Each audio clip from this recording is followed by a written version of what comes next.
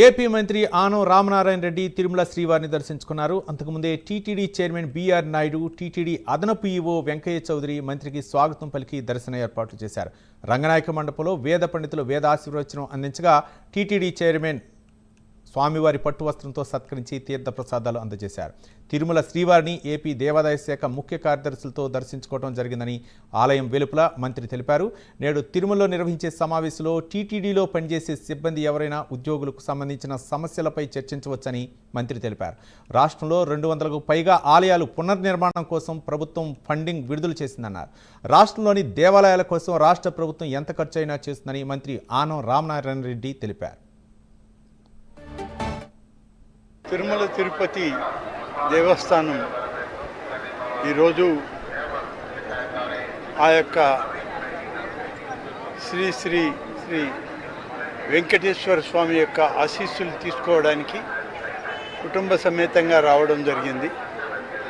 అలాగే అనేక మంది పెద్దలు ఈరోజు ఆలయంలో టీటీడీ బోర్డు చైర్మన్ గారు, అడిషనల్ ఈవో గారు, ఇతర బోర్డు మెంబర్లు అందరితో కూడా కలవడం జరిగింది. స్వామివారి ఆశీస్సులు తీసుకొని ఈరోజు ముఖ్యంగా తిరుమలకి రావడానికి కారణం రాష్ట్ర ప్రభుత్వం నుంచి దేవాదాయ శాఖ మంత్రిగా ఈ యొక్క తిరుమల తిరుపతి దేవస్థానం యొక్క చైర్మన్ గారు, ఈవో గారు, అడిషనల్ ఈవో గారు, అలాగే ఇతర అధికార యంత్రాంగంతో దేవాదాయ శాఖ కమిషనర్ గారు, సెక్రటరీ గారు అందరం కలిసి కొన్ని విషయాలపైన నిర్ణయాలు తీసుకోవాల్సి ఉంది.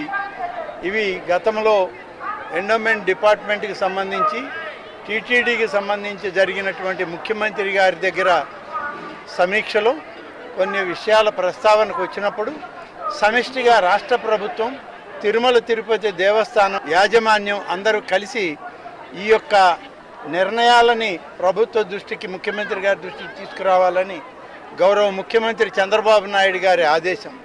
వారి ఆదేశానుసారం తొలి సమావేశం ఇవాళ ఏర్పాటు చేసుకున్నాం.